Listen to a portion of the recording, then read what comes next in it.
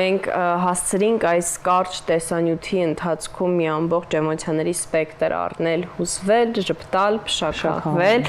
եւ պատիվ մեզ համար ներկայացնել այսօրվա թեման եւ հյուրին օգոստոսի 16-ին 19-ից 30-ին Երգի պետական թատրոնում տեղի կունենա Էլվինա Մակարյանի ծննդյան 76-ամյակին նվիրված Էլվինա Մակարյան չկայացած համերգ մոնոդրաման։ Պատմություն արվեստագետի մասին, որը համարձակվեց լինել ինքն իրեն, վճարելով ամենաբարձր գինը։ Ներկայացումը գերազանցում է Էլվինա Մակարյանի կյանքի սահմանները եւ դառնում է համընդհանուր հայելի, որտեղ արտացոլվում է անհասկացված, մերժված ու հալածված ստեղծագործ մարդու ճակատագիրը։ Եվ ներկայացնեմ մեր այսօրվա հյուրին, երգչուհի եւ դերակատար Իլոնա Սագիևա։ Լույս առավոտի։ Բարի լույս։ Ինչպե՞ս եք։ Շնորհակալ եմ, նախ շնորհակալ եմ հրավերի համար։ Լավ։ Մենք ենք շնորհակալ եւ շատ տպավորված։ Այո։ Մենք գնալու ենք, բնականաբար, ասեմ ավելին, ես եւ Անահիտը նույն, այո, առաջի շարքում ես նույն տրամաբանությամբ ենք։ Դուք արդեն Թոմսոն ունեք, ես նվերով եմ եկել։ Մենք սիրում ենք նվերներ, բոլորին նաեւ հետևություն այս հարցի շրջանակում։ Իլոնա, եթե թույլ կտաս, Թերեզա, ես հարցս ուղեմ։ Այս ներկայացումը կենսագրական պատմություն չէ, այլ արվեստագետի ներաշխարհի բացահայտում։ Ինչն էր ամենաբարդը Էլվինա Մակարյանի կերպարին մոտենալիս։ Այս ներկայացումը կենսագրական հենց իմաստով է բեմադրված, ինտերվյուի հիման վրա ստեղծվել է սցենարը։ Նշեմ, որ սցենարի հեղինակն է Ռուզան Մինասյանը, իր մտերիմ հենց ընկերն է, շատ մոտ ընկերն է, ռեժիսորը Արտուր Սահակյանն է։ Ու ներկայացումը հենց մտածված այնպես են կարել, որ հենց իր ապրած հատվածներից լինի կյանքի եւ երգերից զետեղված իր որոշ երգեր ստեղծած իր նաեւ Շարլ Ազնավուրի երգերից կա, որոնք ինքը երգել է առասարակ կյանքում ու սա հայելի է, որ ամեն մարդ կարող է ինքն իրեն տեսնել բեմում, ինչ որ հատված իրեն տեսնել ու չգիտեմ Ինչպես եք կարողացել գտնել այն սահմանը, որտեղ դերասանական խաղն ավարտվում է եւ սկսվում է մարդու իրական ցավն ու ներքին պայքարը։ Սա այնքան բնական է ստացվել այս ներկայացումը, որ դերասանական խաղի խնդիր առհասարակ չեմ ունեցել, որովհետեւ ես իրան ուղակի ապրել եմ բեմում։ Ու ինչ հոգեվիճակով, իհարկե տարբերվում է առօրյայից, բայց շատ նման է ինքը մարդկային կյանքին, բիոգրաֆիկ ներկայացումը, որտեղ շատ ապրելու կարիք չեմ ունենում, որովհետև շատ բնական է հնչում տեքստը, երգը, մեզ շատ նման է բոլորիս իր պատմությունը շատ հարցերով։ Օրինակ, նման է, ես փորձեմ մտքիս մեջ գտնել։ Օրինակ, մերժված լինելը արվեստագետի համար շատ բնորոշ մի թեմա է, մերժված լինելը, չլսված լինելը, վերջում իհարկե վռնդված լինելը սեփական քաղաքից, սեփական երկրից, չգիտեմ, շատ արվեստագետներ նման հոգեվիճակում վստահ եմ նման ապրում ունեցել են։ Ինչու է որն է այն փրկողակը մերժված լինելու դեպքում։ Համարձակները միշտ չի որ ընդունվում են հասարակության կողմից, ինձ շատ դժվար չի տրվել այս դերը, որովհետև ես մի քիչ նման եմ իր այդ ըմբոստ բնավորությանը Էլվինայի, իհարկե Էլվինան ինձ համար հանճար էր, ինքը հանճարեղ կոմպոզիտոր էր, շատերը գիտեն իրան որպես երգչուհի, ինքը հանճարեղ կոմպոզիտոր էր ինձ համար, հանճարեղ դաշնակահարուհի էր,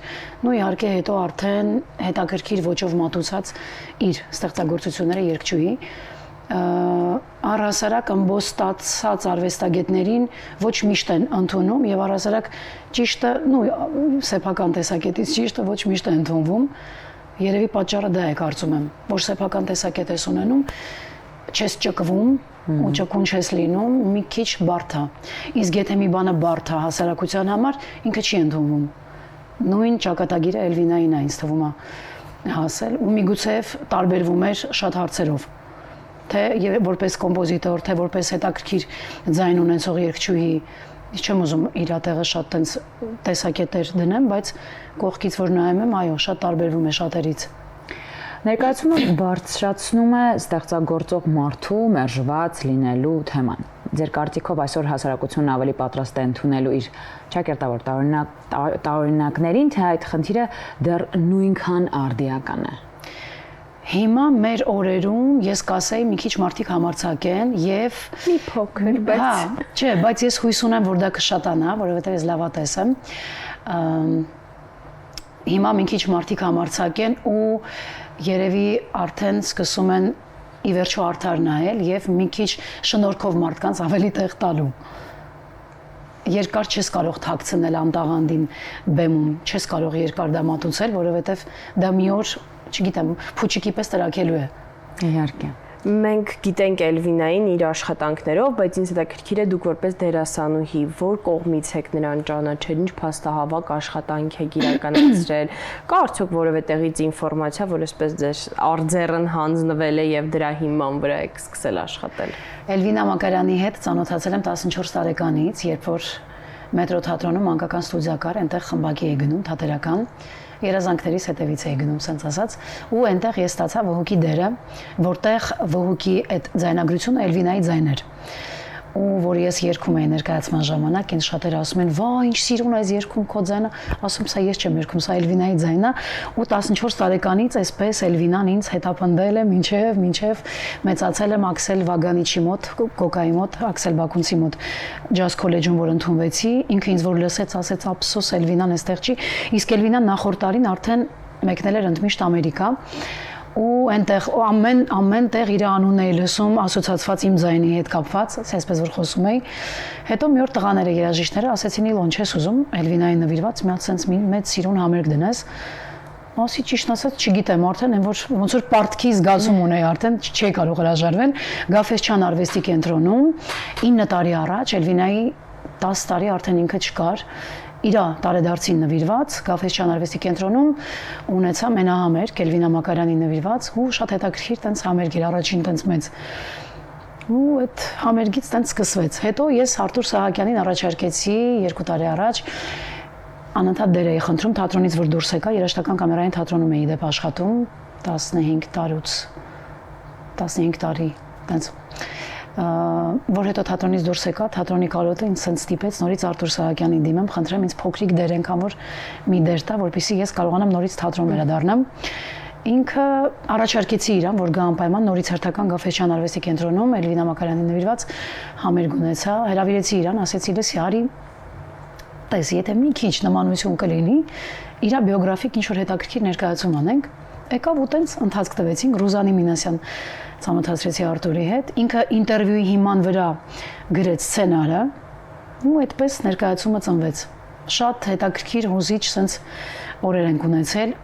ու ասեմ, որ 2 ամիս սցենարը ուսումնասիրելու ընթացքում շատ լաց եմ եղել, որովհետև շատ sense ծանր էի տանում, թե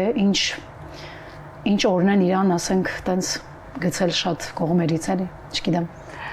Եթե Էլվինա Մակարյանը հնարավորություն ունենար այսօր տեսնել այս ներկայացումը, ինչ կցանկանայիք, որ նա զգար կամ ասեր ձեզ։ Եթե ինքը լիներ, կարծում եմ այս ներկայացումը չէր լինի, որի դիմաց ես կզոհաբերեի այս սիրուն դերը, ճակերտավոր ասած, իմ sense վիզիտնի կարտոչկան, հա, եթե այսօր համարվում է ինքը ինչ որտեղ ինձ համար կարևոր դեր, ես կզոհաբերեի այս դերը հանուն իր գոյության ու չգիտեմ, արտիստը պիտի իր օրոք չտեսնի, լավ կլինի իհարկե ամենավերջում խորցերության ժամանակ գրքի պրեզենտացիային իր ներկա լինի, ֆիլմի եւ այլն, բայց ինքը դեռ անելիք շատ ուներ, կարծում եմ, լավ կլիներ չլիներ այս ներկայացումը հանուն իր գոյության։ Իսկ ինչ զգացողությամբ եք ցանկանում, որ հանդիսատեսը լքի դահլիճը ներկայացման ավարտից հետո, որ հարցն եք ուզում, որ երկար մնա նրանց մտքում։ Որ մի քիչ փոխվեն ու տարօրինակներին, Էլվինայի նման տարօրինակներին չանտեսային երբեք ու չքննադատեն, որովհետև արտիստը իր բնագավառում շատ քննադատության է ենթարկվում, չեմ ուզում քաղաքական դաշտի կողմով գերի դարձած ու լիքը սենց կողմերով ուղակի սիրեն այնպիսին, ինչպիսին որ ինքը կա։ Կարող ես չգնալ, չլսել, չընդունել, բայց գոնե չքննադատես ու չքարկոծես։ Ես կուզենայի այս հոգեվիճակով դուրս գալ դահլիճից ու նաև ափսոսանքով, բայց այդ ափսոսանքը հետո կիրառվեր կյանքում, որ նման օրինակ վստահ եմ շատերս հանդիպում ենք մեր կյանքում, որ նման օրինակով չվարվեինք, ոնց որ Էլվինայի հետ վարվեցին։ Վստահ։ Իր հարազատները նաև ներկա էին դահլիճում, իրենք ինչ հետադարձ կապ են բերել։ Իդեպ պրեմիերայի օրը ինձ համար քննություն էր։ Այո, իր շատ մտերիմ ընկերները, Էռնա Յուզբաշյանը, Արա Գևորգյանը, Արման Աղաջանյանը, Գրիշա Աղախանյանը, Հրան Թոխացյանը, շատ ընկերներ անուններ չեմ կարող սենց շատ նշել, բոլորը ներկա են ու ինձ համար սա քննություն էր, որ ասենք հանձնեմ այն մարդկանց մոտ այս ներկայացումը, որոնք շատ լավ ճանաչել են, ես անձամբ չեմ ճանաչել իրեն ու անգամ իրենք են ասում Տիգրանը Մակարյան իր եղբայրը, որ Տիգրանը ամբողջ ներկայացմանը գլուխը կախեր ներկայացումը նայում, որ ասեց չհուզվեմ, չվատանամ, որտեվ սենց նմանություն ես միշտ ներկայացման ժամանակ իր հոգին զգում եմ ու շատ մոգական հետաքրքիր սենց ֆոկուս է տեղի ունենում իր գոյությունը ապրելու, ոնց որ ինքը ինձ ամեն անգամ ուշ տա, որպեսզի ես կարողանամ ըստ արժանվույն իր կերպարը մատուցեմ։ Եթե նա կենթանի լիներ, ինչ հարց կտայիք, որը ձեզ այս ընթացքում իսկապես հուզել է եւ դա մամուլում կամ ընկերներից չէիք կարող իմանալ, միայն անձամբ ինքը կարող էր տալ այդ հարցի պատասխանը։ Ինչ հարց կտայի, հարց չէի տա, երևի անսահման ուժ կփոխանցեի, որ նման քայլ չլիներ իր կողմից։ Իլոնա, իսկ երբ է արվեստը դառնում մարդու ինքնափրկության վերջին լեզուն։ Արվեստի թեմայով շատ աֆորիզմներ կան, ինձ երկուսն են շատ դուր գալիս։ Արվեստը հնարավորություն է տալիս, որպեսզի մենք հասկանանք ինչի համար ենք ծնվել։ Եվ երկրորդ հարցը, որ կարողանանք այս աշխարհը փոխենք ու հետաքրքիր մեր գույնի տեսքով հետ կթողնենք, եթե մեզ ցանկացած բնագավառում հաջողվում է ինչ որ գույնի հետքով հետ կթողնել թեկուզ մեր սեփական երեխայի մոտ, ես դա համարում եմ արվեստ, որովհետև արվեստի բնագավառը ինքը շատ լայն է ինձ համար, ես անգամ խոհարարին եմ արվեստագետ համարում, իրենք են իրենց արվեստագետ համարում։ Ես անգամ, եթե իրանք եթերում չեն լինում, ես անգամ իրենց եմ արվեստագետ համարում, որովհետև իրանք հետաքրքիր հետք են թողնում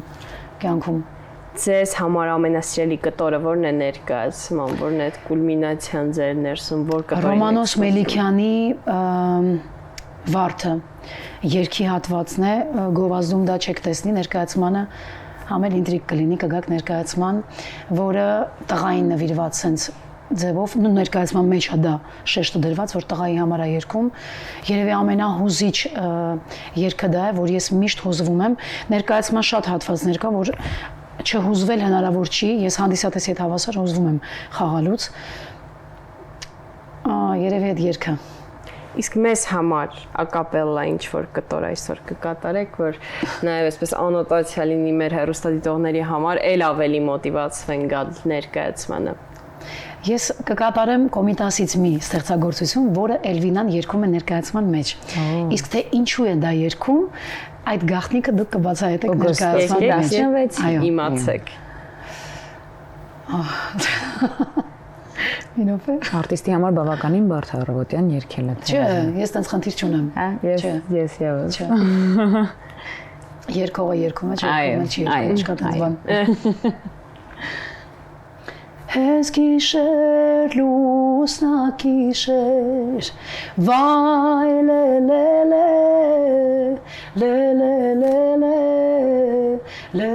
լե լե